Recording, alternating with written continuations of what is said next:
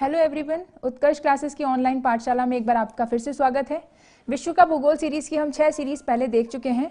आज हम सीरीज 7 की ओर बढ़ रहे हैं और जिसका टाइटल है रॉक्स यानी चट्टाने। देखिए, आप में से बहुत सारे लोगों की डिमांड्स हैं कि इंडियन ज्योग्राफी, भारतीय भूगोल, भारत का भूगोल भी, उसकी भी एक श्रृंखला चलाई जाए और उसको शुरू किया जाए। हम लोग उस पर काम कर रहे हैं और जल्दी ही वो श्रृंखला आप लोगों के बीच में लेके आई जाएगी। लेकिन सबसे पहले क्या होता है, अगर हम भारत के भूगोल की ओर बढ़ेंगे तो सबसे पहले हमें जो बेसिक भूगोल है, जो उसकी फंडामेंटल मौलिक जो उसके कॉन्सेप्ट्स हैं, वो हमें समझना बहुत ज़रूरी है। तो इसलिए सबसे पहले हम विश्व का भूगोल सीरीज़ में जो बेसिक कॉन्सेप्ट्स हैं वो क्लियर करने पर ज़्यादा जोर दे रहे हैं और उसके बाद जो भारत का भूगोल है उस पर हम धीरे धीरे आएंगे। तो एक बार हम पहले जो बेसिक जो चीज़ें हैं उनको डिस्कस कर लेते हैं, फिर जैसे ही हमारा बेसिक कंप्लीट होगा हम जल्दी से जल्दी आपके सामने जो है भारत का भूगोल सीरीज़ लेकर आएंगे। ठीक है, तो आज हम सबसे पहले डिस्कस कर रहे हैं चट्टाने। और जनरली एग्जाम्स में कोई ना कोई एक क्वेश्चन जो है हमें इस पार्ट से देखने को मिलता है। चट्टानों पर जो है काफ़ी सारे क्वेश्चंस बनते हैं, तो हम एक एक करके देख लेते हैं। बेसिकली सबसे पहली जो बात है इसमें, जो सबसे इंपॉर्टेंट है, वो ये है कि चट्टाने होती क्या हैं। आप में से कोई बताना चाहेंगे तो जल्दी से अपने आंसर्स टाइप कर दीजिए कि आप लोगों की समझ में चट्टाने क्या हैं। मैं आपके कॉमेंट्स का वेट कर रही हूँ कि चट्टाने क्या हैं। आप में से कुछ लोग, मैं देखना चाहती हूँ कि अपन क्या समझते हैं चट्टानों से। जल्दी से लिख भेजें कि चट्टाने क्या हैं। रॉक्स किसे कहते हैं हम? रॉक्स। कुछ लोग बोल रहे हैं राजस्थान आर्ट एंड कल्चर के भी वीडियो बनाएं। बिल्कुल जल्दी ही हम बहुत सारी सीरीज लेके आपके सामने आने वाले हैं। इन दोनों एक मैथ्स की सीरीज तो आपके साथ शुरू हो चुकी है, साइंस एंड इकोनॉमिक्स के भी कुछ टॉपिक्स जो हैं वो हम कवर कर चुके हैं। ठीक है, कुछ बता रहे हैं ज्वालामुखी का ठंडा रूप है। और कोई? चट्टाने क्या होती हैं? अभी तक सिर्फ राहुल सर का ही आंसर है। पहाड़, भाकर, पत्थर, काफी सारे जवाब आ रहे हैं। Rock is a mix in stone, पत्थरों का समूह, लावा निर्मित, भारी पत्थर, स्टोन। देखिए, ज्यादातर लोग इसी पत्थर के आसपास घूम रहे हैं। बिल्कुल, चट्टान का मतलब जो है बेसिकली पत्थर ही होता है। क्या होती है चट्टाने? देखिए, कोई भी ऐसा स्थल का भूखंड, ठीक है, जो कठोर हो और खनिजों के सम्मिश्रण से बना हो, उसे हम क्या बोलते हैं? रॉक्स बोलते हैं। यानी ऐसा कोई ठोस जो है अवस्था में पत्थरों का, खनिजों के सम्मिश्रण से बना पत्थर चट्टान कहलाता है। काफी सारे लोग इसके नजदीक थे। उसमें से कुछ लोग जो लावा बोल रहे थे कि लावा निर्मित होती है, क्या है वो सारी चीजें अभी हम इसमें देख लेंगे कि क्या क्या इसके आयाम हैं। तो चट्टान कोई भी ऐसा ठोस पदार्थ हो गया और जिसमें खनिजों का बहुत सारा सम्मिश्रण होता है। ठीक है, इनमें भूपर्पटी में चट्टानों का जो है क्या अनुपात होता है इसमें खनिजों का, और पूरी पृथ्वी के अंदर क्या, किस क्रम में जो है हमारे पदार्थ, ये खनिज पदार्थ जो है पाए जाते हैं, ये सब हमारी प्रश्नोत्तरी सीरीज में देख चुके हैं। अगर आपने नहीं देखी तो आप हमारी प्रश्नोत्तरी सीरीज भी देखें और उसके थ्रू आपके जो फंडामेंटल्स हैं वो और ज्यादा क्लियर हो जाएंगे। तो हम आगे बढ़ते हैं चट्टानों की तरफ। देखिए, चट्टानें जो होती हैं हमें हर तरफ दिखती हैं। हम जिस पे खड़े हैं वो भी एक चट्टान है, सतह भी एक चट्टान ही है। और ये जो चट्टानें हैं वो कैसे बनी और इनके क्या क्या रूप हैं, तो अगर हम देखें तो चट्टानों को हम 3 तरह की चट्टानें होती हैं, 3 प्रकार की चट्टानें होती हैं। Rocks are of 3 types. ठीक है, इसमें से पहला कौन सा है? पहला है इग्नियस, इग्नियस रॉक यानी आग्नेय चट्टान, आग्नेय चट्टान या इग्नियस रॉक। दूसरी जो है हमारी है सेडिमेंट्री रॉक, सेडिमेंट्री रॉक या अवसादी चट्टान जिसे हम बोलते हैं, अवसादी चट्टान। तीसरा जो हमारा इसका प्रकार होता है वो है मेटामॉर्फिक, या जिसको हम बोलते हैं कायांतरित चट्टान।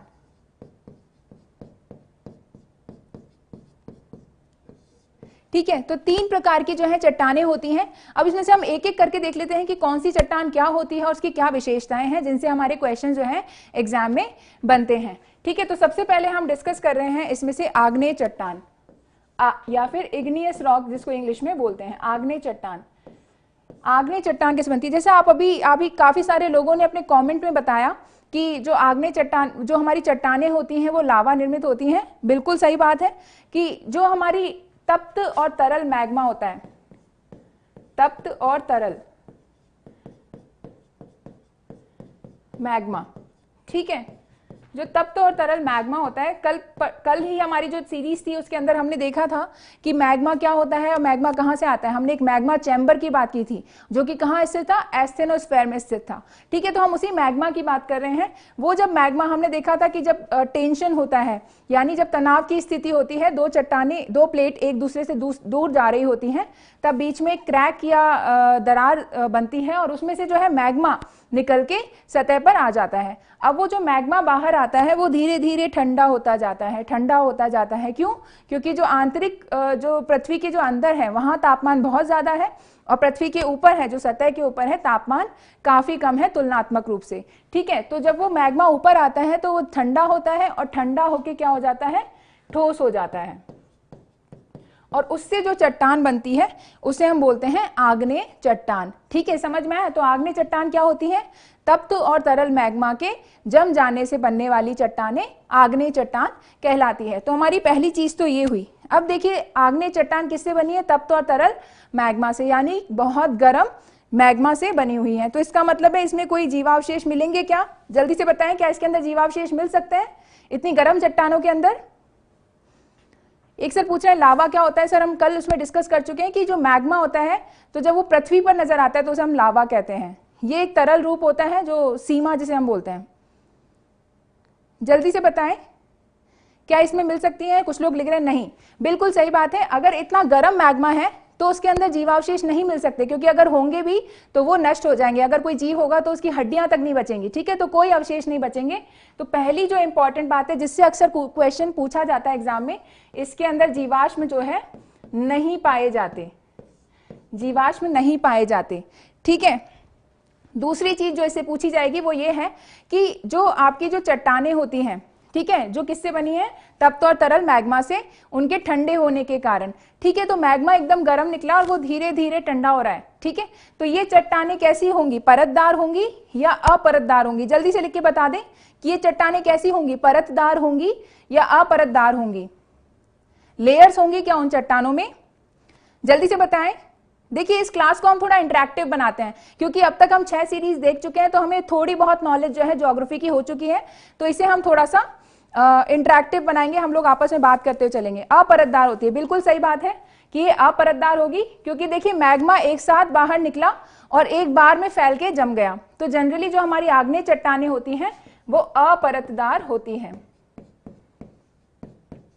अपरतदार होती हैं। ठीक है, अब तीसरी इसमें जो अगला पॉइंट है, जो अगले जिससे क्वेश्चन आता है वो क्या है कि जो हमारी आग्नेय चट्टानें होती हैं, ठीक है, वो मैग्मा निकला, धीरे धीरे जम गया और ठंडा हो रहा है, तो वो जो मैग्मा होगा तो उससे जो बनने वाली चट्टानें हैं वो रवेदार होंगी या बिना रवेदार होंगी, यानी क्रिस्टलाइज्ड होंगी या नहीं होंगी? जल्दी से बताएं, क्या ये रवेदार होंगी या नहीं होंगी? मैं वेट कर रही हूँ आपके कॉमेंट्स का।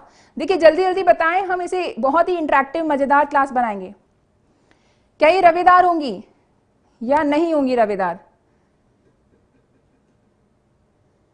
कुछ लोग नहीं भी बोल रहे हैं कि नहीं होंगी रवेदार, कुछ लोग बोल रहे हैं रवेदार होंगी। देखिए रवेदार होंगी। सबसे बड़ी बात, रवा होता क्या है? ठीक है, ये होंगी तो रवेदार। रवा यानी क्रिस्टल क्या होता है? देखिए कभी भी कोई चट्टान जब वो धीरे, जैसे कोई चीज ठंडी गर्म है एकदम, और गर्म होके जब वो ठंडी हो रही है तो ठंडी होने से उसके अंदर क्या होता है, छोटे छोटे लंप पड़ जाते हैं, यानी गुठले पड़ जाते हैं। एक तरह से आप समझ सकते हैं कि जो गुठले पड़ जाते हैं उनका हम बोलते हैं रवा। तो इस तरीके से कुछ जो है उसमें कण बन जाते हैं, समूह बन जाते हैं, उनको हम रवा बोलते हैं। तो ये रवेदार चट्टानें होती हैं। आप लोगों के घर में जो है, आपके कभी देसी जो है डिशेस बनती होंगी घर में, तो अपनी जो मम्मी है उनसे पूछना, या जो किचन में खाना बनाते हैं उनसे पूछें आप कि जो जैसे कोई भी चीज हम जब बनाते हैं तो उसको हमें लगातार जो है हिलाते रहना पड़ता है, अदरवाइज उसमें गुठले पड़ जाते हैं या रवा पड़ जाता है। ठीक है, वही वाले रवे की हम बात कर रहे हैं। अब यहाँ पे तो इसमें कोई भी किसी तरह की मिक्सिंग नहीं हो रही है, और मिक्सिंग नहीं होने के कारण इसमें क्या हो रहा है, यहाँ पे हमारे जो है रवे पड़ जाते हैं और ये रवेदार चट्टानें बनती हैं। तो इस तरीके से हमने देखा कि क्या इसकी 4 खास बातें हैं। ये तप्त और तरल मैग्मा से बनती है, तो इनको ठोस चट्टान, ये ठोस हो जाता है तो आग्नेय चट्टानें बनती हैं। ठीक है, अब देखो सबसे पहले मैग्मा जैसे ही बाहर आया, ठीक है, मैग्मा जैसे ही बाहर आया तो सबसे पहले हमारी कौन सी चट्टानें बनती हैं? आग्नेय चट्टानें बनती हैं। इसलिए इन्हीं को प्राथमिक चट्टान कहते हैं, यानी प्राइमरी रॉक्स। ये किसी भी और चट्टान से नहीं बनी है, ये प्राथमिक चट्टान है। बाकी और सारी तरह की चट्टानें किससे बनेंगी? आग्नेय चट्टान से बनेंगी। These are primary rocks. ठीक है, प्राथमिक चट्टाने हैं ये। तो ये चीजें आपको समझ में आई सबसे पहले कि जीवाश्म इसमें नहीं पाए जाएंगे, ये अपरतदार होंगी, ये रवेदार होंगी, और ये क्या होंगी इसमें, ये प्राथमिक चट्टाने कहलाएंगी, यानी प्राइमरी रॉक्स कहलाएंगी। अब हम इसी में आगे बढ़ते हैं कि आग्नेय चट्टाने देखो दो तरह की होती हैं। आग्नेय चट्टाने भी दो तरह की होती हैं। एक होती है अंतर्जात यानी इंट्रूसिव, इसको बोलते हैं इंग्लिश में इंट्रूसिव, और एक होती है बहिर्जात, ठीक है, यानी जो कि आपके बाहर हमें दिखाई जाती है, एक्सोजेनस। तो दो तरह की हमारी जो है क्रिस्टलीय जो है चट्टान, ये जो आग्नेय चट्टाने हैं दो तरह की होती है, अंतर्जात और बहिर्जात। अब दोनों में क्या डिफरेंस है देखिए। अंतर्जात चट्टाने जैसे मान लीजिए ये एक ज्वालामुखी फटा, यहां से ये मान लो पृथ्वी के नीचे यहां से मैग्मा निकल के आ रहा है, ये आपका पूरा लिथोस्फीयर और एस्थेनोस्फीयर है, यहां से मैग्मा आपके निकल के आया, ठीक है, और यहां से निकल के बाहर बह रहा है, और बहने के कारण क्या है, ये जमता जा रहा है, और जमने से यहाँ पे मैग्मा बन रहा है या लावा बन रहा है, और लावा बन के चट्टाने बन रही है। अब देखिए क्या होगा जब हमारा मैग्मा जो है,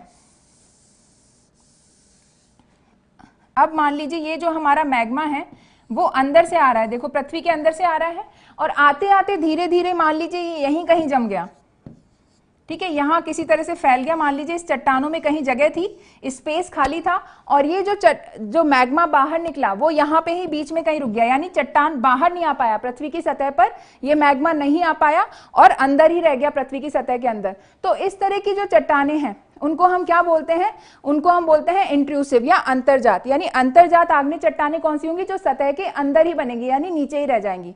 और बहिर्जात कौन सी होंगी, जब मैग्मा बाहर आ जाएगा लावा की फॉर्म में, और लावा के रूप में जब बाहर निकलेगा तो उसे हम क्या बोलेंगे, बहिर्जात आग्नेय चट्टाने। तो यहां तक आप सभी को क्लियर है कि अंतर्जात क्या हुआ और बहिर्जात क्या हुआ। अब इसमें हम देखते हैं कि अंतर्जात जो चट्टाने होती हैं, ठीक है, वो क्या होंगी, पृथ्वी की सतह के अंदर ही बनी है, पृथ्वी की सतह के अंदर रह गई, तो वो जल्दी से ठंडी होंगी या धीरे धीरे ठंडी होंगी, जल्दी से बताएं कि जो चट्टाने पृथ्वी की सतह के अंदर ही जम रही हैं वो जल्दी से ठंडी होंगी या धीरे धीरे ठंडी होंगी।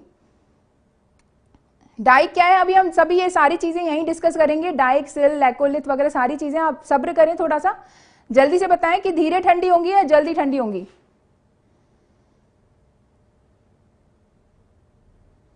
ठीक है, कुछ लोग जल्दी भी बोल रहे हैं, ज्यादातर लोग धीरे बोल रहे हैं। देखिए एक तो हो गया पृथ्वी के बाहर आएंगी, तो पृथ्वी के बाहर तो क्या है, हवा भी चल रही है, कभी बारिश भी हो रही है, और कहीं कहीं तो जल जो है तापमान भी कम रहता है, यानी ठंड होती है, तो वहां पे तो क्या होगा, जल्दी से ठंडा हो जाएगा लावा, नहीं क्या। और अगर पृथ्वी के अंदर ही रह गया तो वहां तो क्या है, गर्मी है, हम 32 मीटर की गहराई पर जाते हैं तो 1 डिग्री सेल्सियस जो है तापमान बढ़ जाता है, यानी पृथ्वी की सतह के अंदर क्या है, तापमान बहुत ज्यादा है। तो तापमान ज्यादा होने की वजह से क्या है, जो चट्टाने हैं, जो लावा है, मैग्मा है, वो धीरे धीरे ठंडा होगा। तो यानी जितना धीरे ठंडा होगा तो उसका रवा क्या होगा, उतना ही ज्यादा मोटा होगा। तो ये अंतर्जात जो चट्टाने हैं वो क्या होंगी, ज्यादा रवेदार। समझ में आई इतनी बात कि ये किस तरह से ज्यादा रवेदार हो रहा है।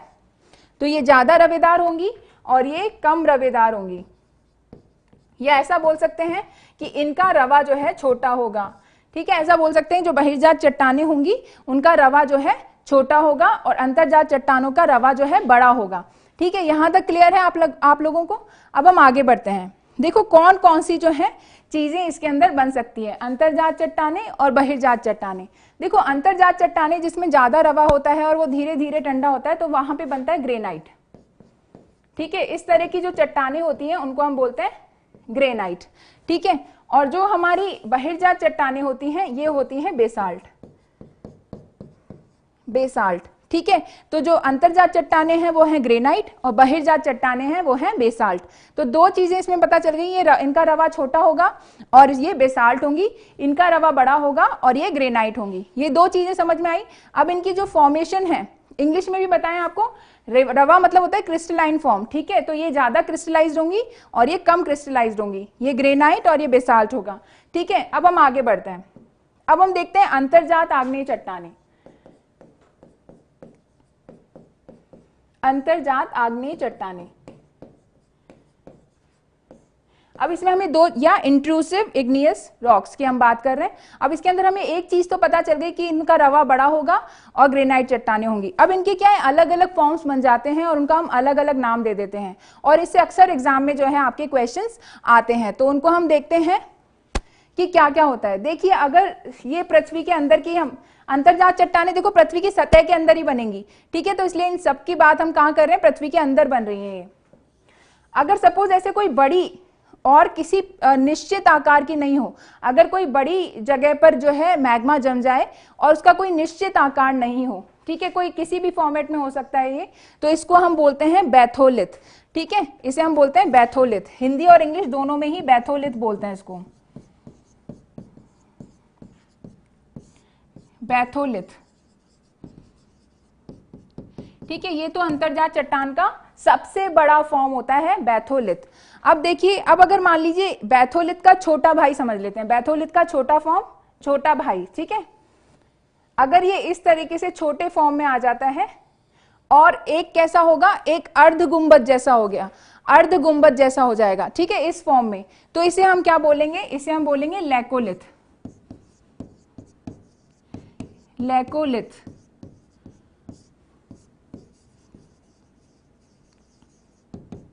ठीक है। ये दो चीजें समझ में आई, बैथोलिथ और लैकोलिथ।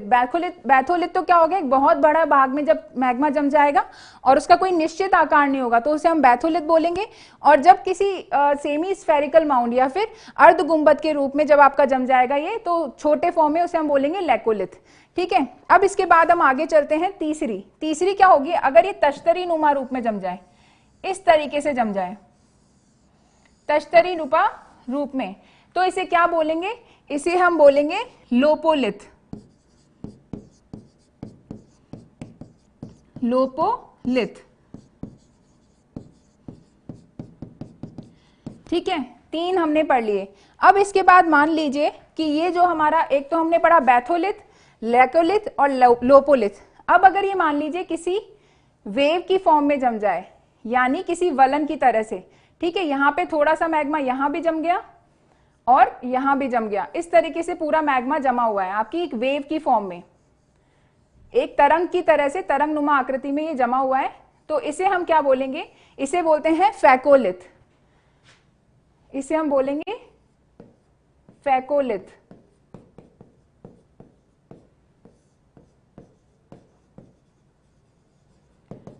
फैकोलिथ, ठीक है। यहां तक समझ में आ रहा है आप सभी को? जल्दी से अपना मैसेज जो है कमेंट बॉक्स में लिखें कि यहां तक आपको सारी चीज समझ में आ चुकी हैं। बैथोलिथ, लैकोलिथ, लोपोलिथ और हम बात करें फैकोलिथ, यहां तक आप लोगों को समझ आ चुका है? हम आगे बढ़े फिर, यस, ओके, ठीक है, आगे बढ़ते हैं, ठीक है। अब अगर मान लीजिए ये सीधी फॉर्म में जम जाए,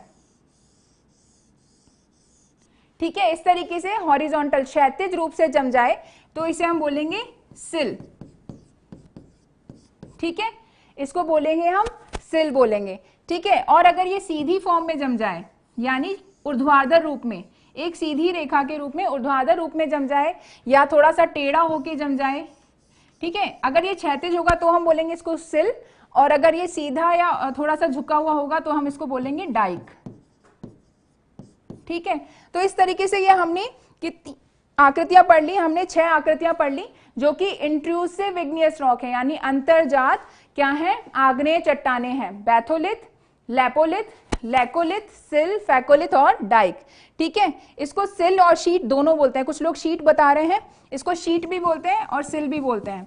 अगर मोटी होगी तो हम बोलेंगे उसे शीट, और अगर पतली होगी तो उसे हम बोलेंगे सिल, ठीक है। पर जनरली आपके जो एग्जाम में आपको मिलेगा सिल वर्ड देखने को ज्यादा मिलता है, ठीक है। इस तरीके से ये हमने सारे देख लिए, ये हो गए अंतर्जात आग्नेय चट्टानें। अब देखो, हमें कैसे पता कि अंतर्जात आग्नेय चट्टानें ऐसी होती हैं, क्योंकि हम तो पृथ्वी के अंदर गए नहीं, है ना, तो हमें कैसे पता कि अंतर्जात आग्नेय चट्टानें इस प्रकार की होती हैं। देखो क्या होता है, ये चट्टानें अंदर बनती हैं, लेकिन धीरे धीरे क्या होता है, सतह का अपर्दन होता है, यानी क्या होता है, इरोजन होता है, वेदरिंग होती है, अपक्षय अपर्दन जब होता है तो ऊपर की जो सतह वाली चट्टानें हैं वो अपर्दित होकर हट जाती हैं, और हट जाने के कारण ये जो नीचे की जो चट्टानें हैं वो कई बार हमारे सतह पर प्रकट होकर हमें दिखने लगती हैं। इसलिए हमें पता है कि इनकी आकृति कैसी होती है, क्योंकि देखो जो ग्रेनाइट होता है वो बहुत कठोर होता है, तो जनरली क्या होता है, जैसे ये अगर जम गया, तो ये तो बहुत कठोर होगा और इसके आसपास की चट्टान क्या होगी, मृदु होगी, यानी मुलायम होगी, नरम होगी। अब क्या होगा, जब अपक्षय अपरदन यहाँ पे काम करेगा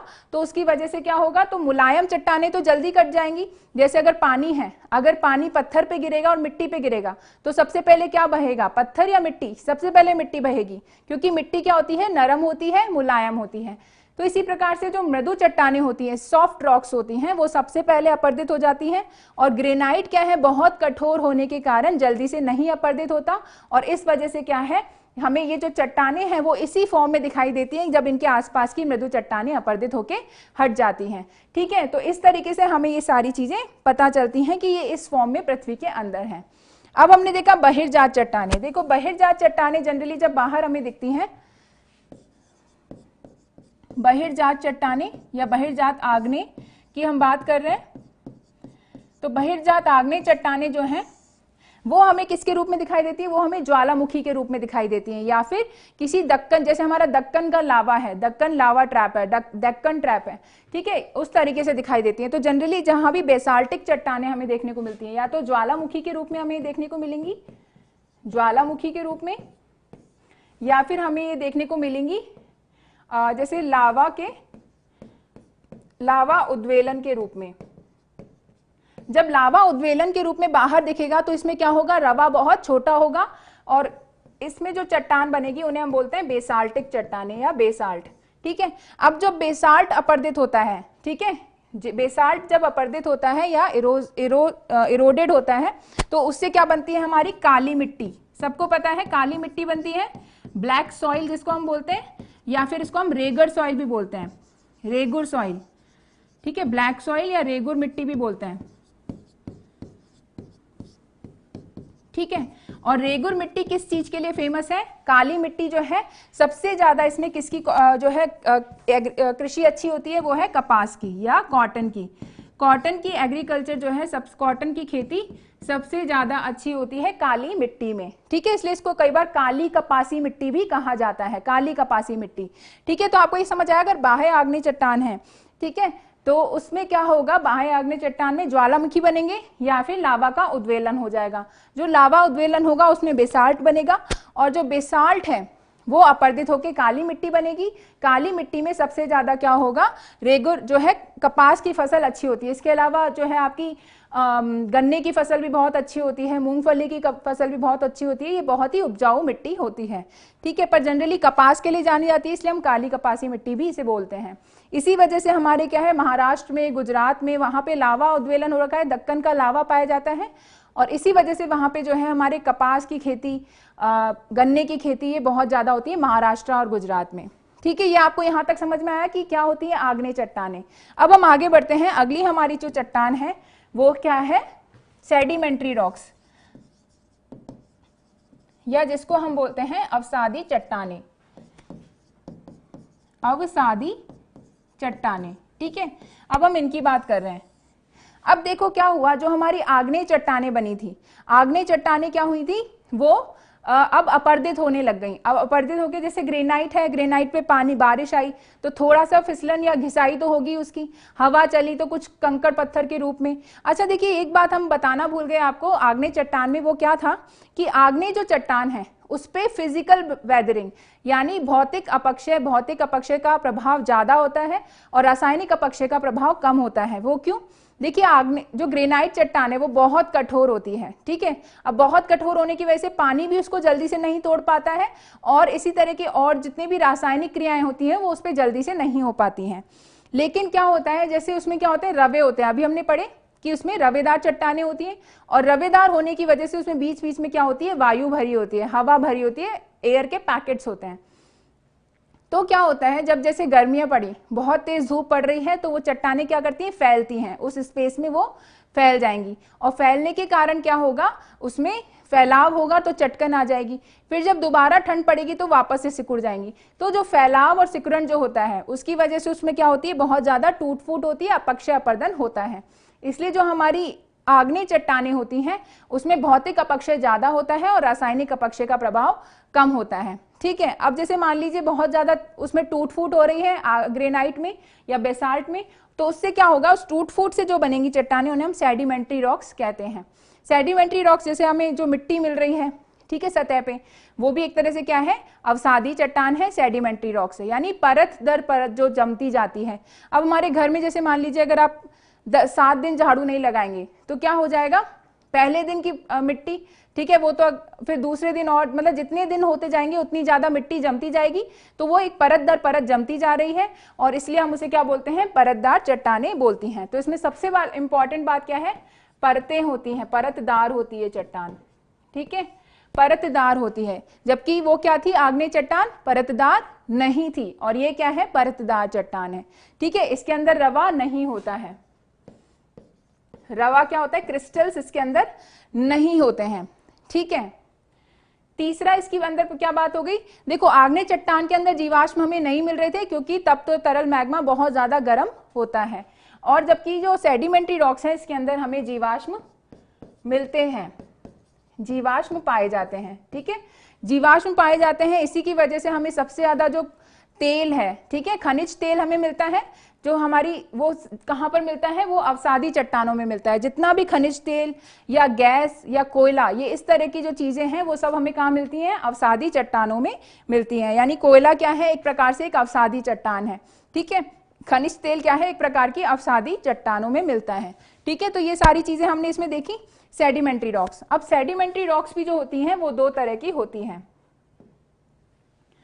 2 तरह की होंगी ये, अकार्बनिक यानी इनऑर्गेनिक, अकार्बनिक और कार्बनिक यानी ऑर्गेनिक, ठीक है। इसे तो हम बोलेंगे इनऑर्गेनिक और इसे हम बोलेंगे ऑर्गेनिक, ठीक है।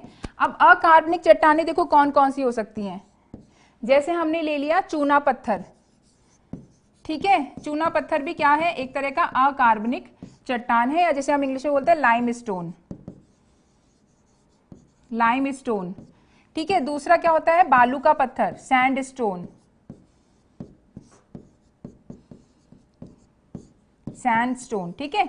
तो ये सब क्या है, आपके अकार्बनिक जो आपकी सेडिमेंट्री रॉक्स है, इनऑर्गेनिक सेडिमेंट्री रॉक्स, या अकार्बनिक अवसादी चट्टानों के उदाहरण है, ठीक है। इसके अलावा और भी हो सकते हैं, जैसे चिकनी मिट्टी, जैसे पहले हमारे घरों के आसपास जब मकान बन रहे होते थे तो उनके साथ बजरी आती थी और बजरी में कहीं कहीं चिकनी मिट्टी मिलती थी, तो हम उसे छान के या ढूंढ के निकाल लाते थे और फिर उनसे अलग अलग चीजें बनाते थे, वो भी एक तरह से क्या है, अकार्बनिक अवसादी चट्टान है, ठीक है। अब हम बात करें कार्बनिक चट्टानों की, तो जैसे कोयला हो गया, कोयला हो गया, तो ये क्या है, एक तरह से हमारी चट्टान है, कौन सी, कार्बनिक अवसादी चट्टान है। इसके अलावा जैसे हो गए ऑयल शेल, हो गए ऑयल शेल, ठीक है। तो ये क्या है, ये भी जो ये है कार्बनिक अवसादी चट्टान, ठीक है। तो हमने दोनों तरह के एग्जाम्पल देखे, अकार्बनिक और कार्बनिक अवसादी चट्टान। अब देखिए, जिस तरह के क्वेश्चन ज्यादातर एग्जाम में आते हैं वो 2 स्टेटमेंट से बनते हैं। पहला स्टेटमेंट आपको दे देंगे कि जो भूपटल है, ठीक है, पृथ्वी की भूपर्पटी है या भूपटल है, भूपटल का सर्वाधिक भाग, भूपटल का सर्वाधिक भाग किस प्रकार की चट्टानों से बना है,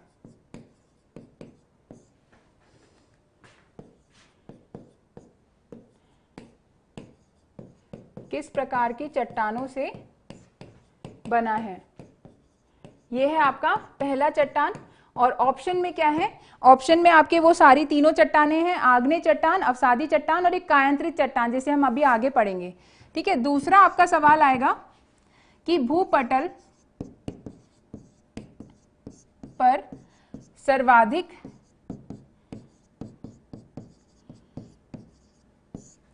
किस प्रकार की चट्टान पाई जाती है, सर्वाधिक किस प्रकार की चट्टान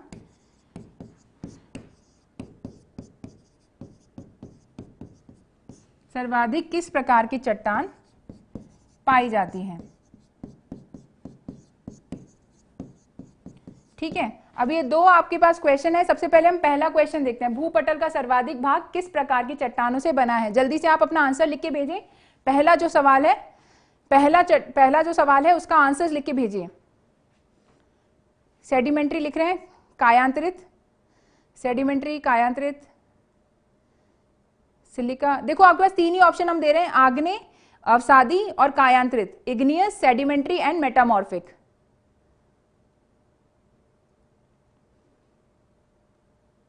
ठीक है, पहले वाले क्वेश्चन का ज्यादातर लोग जवाब दे रहे हैं अवसादी चट्टान। और दूसरा वाला सवाल है, दूसरे वाले सवाल का जवाब बताएं जल्दी से। दूसरा सवाल क्या है, भूपटल पर सर्वाधिक किस प्रकार की चट्टान पाई जाती है।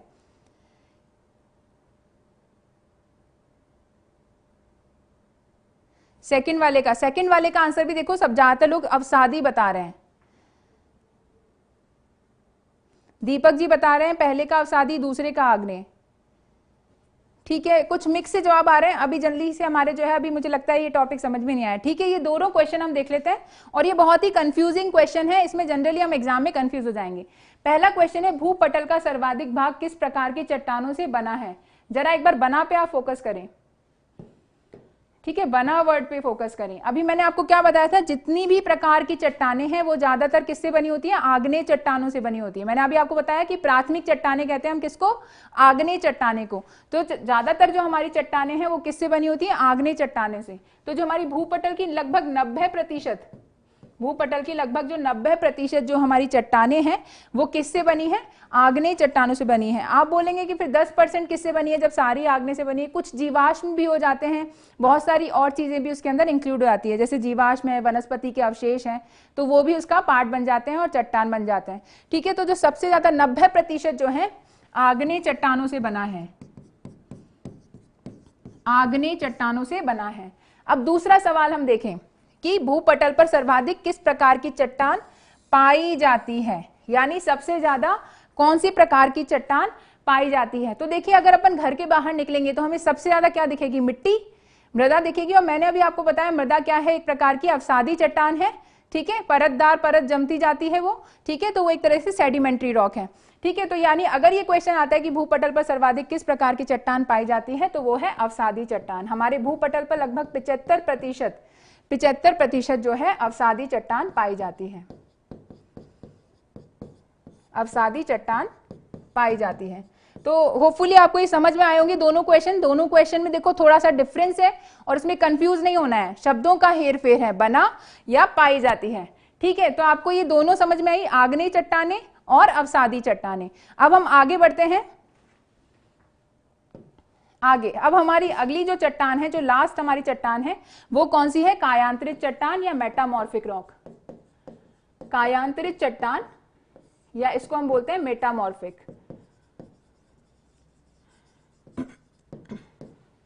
देखो, कायांतरित चट्टान क्या होती है, ऐसी चट्टानें जो जिनका रूप परिवर्तित हो गया, इनको रूपांतरित भी बोलते हैं, रूपांतरित चट्टान। ठीक है, तो जब ताप या दाब के कारण, दो वजह से चेंज होता है, ताप या दाब, इन दोनों में से अगर कुछ भी हो, ताप या दाब की वजह से जब आग्नेय या अवसादी चट्टानों का या इनफैक्ट कई कायांतरित चट्टानों का भी रूप दोबारा परिवर्तित हो जाता है, तो जब ताप और दाब की वजह से चट्टानों के रूप में परिवर्तन हो जाता है तो उसे हम क्या बोलते हैं, कायांतरित चट्टान बोलते हैं, मेटामॉर्फिक रॉक बोलते हैं। Change in form, yes exactly, अगर चट्टानों की रॉक्स की फॉर्म में चेंज हो जाए, ठीक है, तो उसे हम क्या बोलते हैं, कायांतरित चट्टान, रूपांतरित चट्टान या मेटामॉर्फिक रॉक। अब देखिए ये कैसी कैसी होती हैं, इनके कुछ एग्जाम्पल्स हैं जो आपके एग्जाम में आएंगे। तो क्या क्या होते हैं, जैसे हमने पढ़ा था एक अभी सबसे पहले पढ़ा था हमने चूना पत्थर, चूना पत्थर पढ़ा था। चूना पत्थर क्या है, जल्दी से लिख के बताएं, चूना पत्थर किस प्रकार की चट्टान है। चूना पत्थर, चूना पत्थर किस प्रकार की चट्टान है, जल्दी बताएं।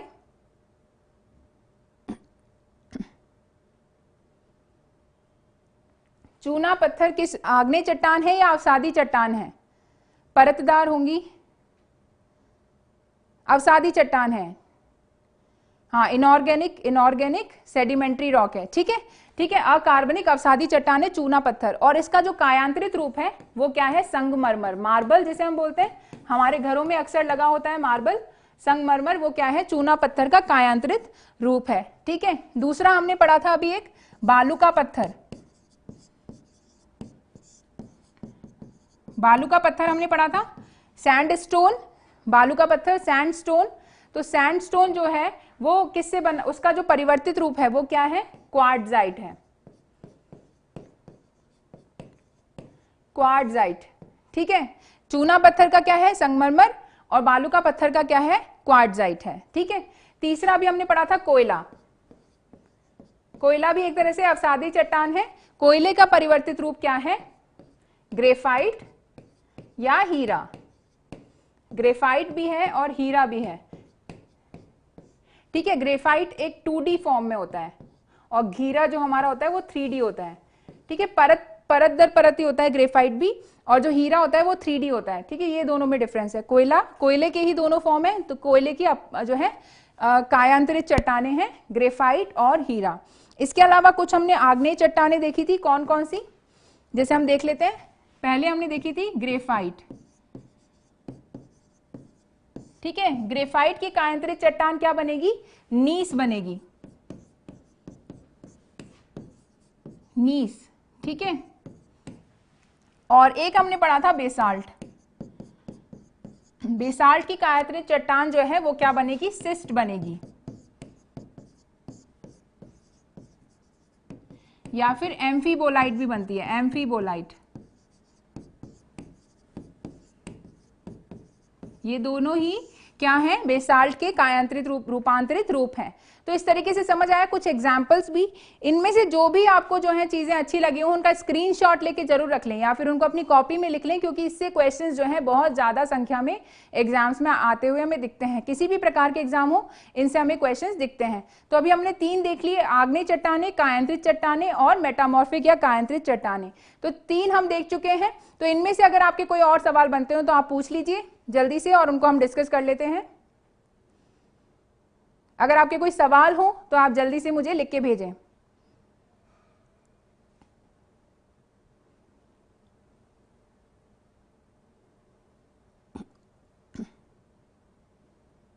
ज्वालामुखी द्वारा निर्मित सबसे बड़ी आंतरिक स्थलाकृति कौन सी है? अभी मैंने बताया था कि बैथोलिथ जो होता है वो सबसे बड़ी आंतरिक स्थलाकृति है, बैथोलिथ।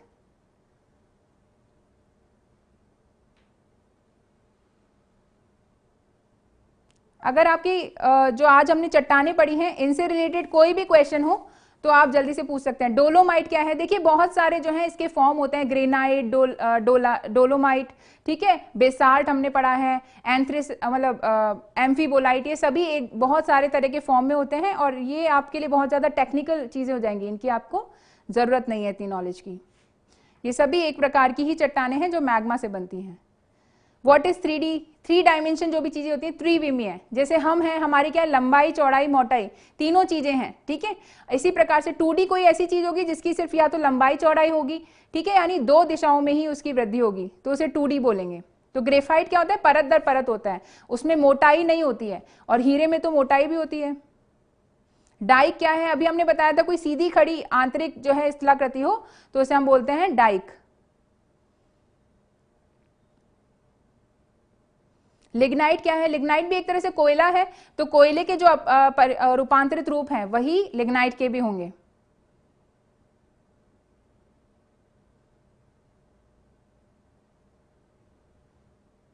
आग्नेय चट्टानों का कोई, जो हमारा हाड़ौती का पठार है वो बेसिकली क्या है, एक लावा पठार ही है।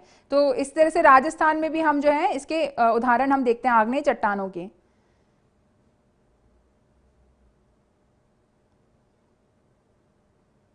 ठीक है, मुझे लगता है आप लोगों के सारे जो है सवाल हो चुके हैं, क्योंकि ज्यादातर रिपीटेड क्वेश्चन ही आ रहे हैं जो हम इस सीरीज में डिस्कस कर चुके हैं। अगर आपके ये सीरीज आपने लेट देखना शुरू किया था तो आप इसे दोबारा देखें, और हमारी पुराने जो सीरीज हैं, जो 6 सीरीज हमारी पहले आ चुकी है, उनको भी जाके एक बार विजिट करें, जिससे आप ज्यादा से ज्यादा जो है जो बेसिक कॉन्सेप्ट है वो आप क्लियर कर पाएं। उसके बाद जैसे जैसे हम आगे बढ़ेंगे फिर हम भारत का भूगोल भी धीरे धीरे डिस्कस करेंगे। अभी हम उसकी तैयारी बिल्कुल कर रहे हैं। अगर आपको ये वीडियो अच्छा लगा हो तो इसे लाइक करें और हमारे चैनल को सब्सक्राइब करें। हमारे साथ जुड़ने के लिए आप सभी का बहुत बहुत शुक्रिया। Click on the subscribe button to subscribe to our channel. Press the bell icon on the YouTube app and never miss another update.